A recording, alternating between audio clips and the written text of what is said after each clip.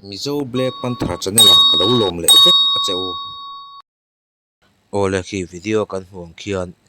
meitei li pun ho tu pa Ramos Singh kha kan mu le lu mai a ani hian in engemoni hi aron sei kuala ku ki ho engwanga ke ni aya chakzoka an ron lan tribe dang mar vai phei kang te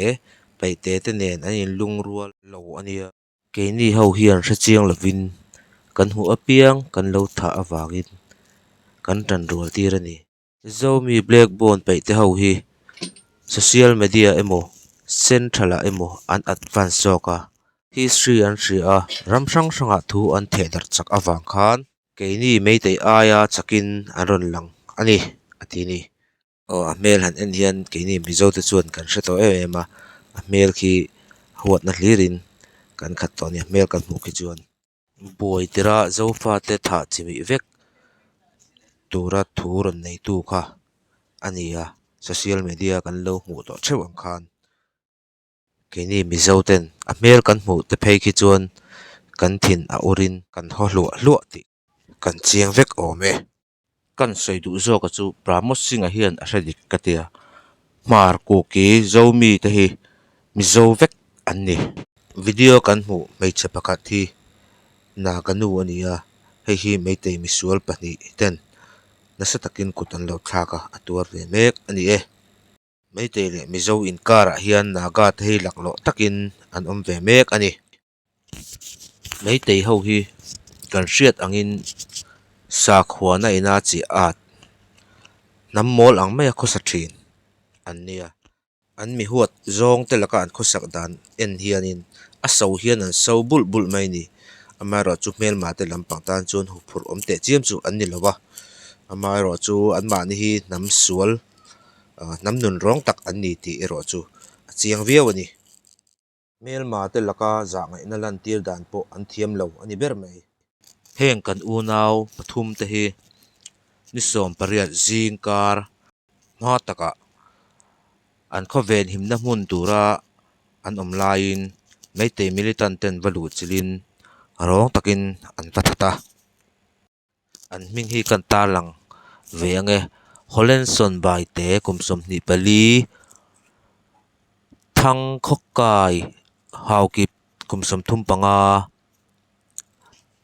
zam khogin haukip kumsom ni parukte anni alanaw pangin ramle namtana ain pekna aro pui hle maya za an phur hle ni heng kan unaw pasal tha te thawai kuki khua a omte anni thawai khomi te soidan chuan tun tuma po hian thawai kuki khua hi haldar vek tuma kal ania mase abul hnaya NSCN IM te chuan an uma ain kap nual bok antini ole he ta kan hmu to video kan hmu to Ramos Singh a thu soi kha han chun jom le taila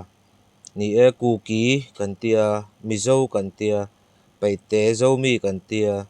mar kan tia amaro chu heng ho zong hi a soi na chu mizo tho ani a om zia chu i kuki le mizo hi ain ang renga amaro chu kuki hi hun masalam to khan mizo zong te kuki tia ko kan nia amaro chu tun tuma tun hun to hian chuanin mizo ti kan lo ni ta a I chu zomi ti le mar ti te po hi mizo a lut vek an nia mizo chung ko vek tho kan nia chu kan soi lang le ani chu tun tuma zo fa de na kan thil ton atanga kan thlir dan chuan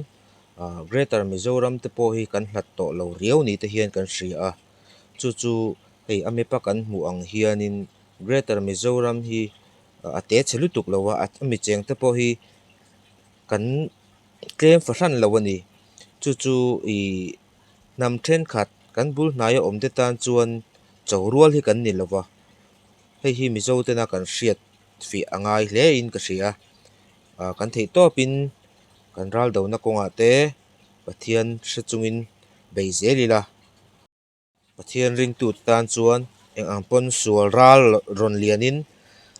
min beima se ne chulal pa ta ani ati angin kan ne nge I don ani ti hi pathian rin chan chungin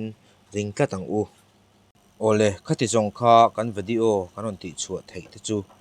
mi ri phot mai sela kan channel te min lo thira min lo subscribe sak zela wangin lom thu ka soya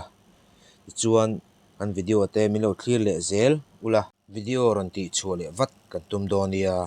ole boina tan chuan ni man nuam vek ule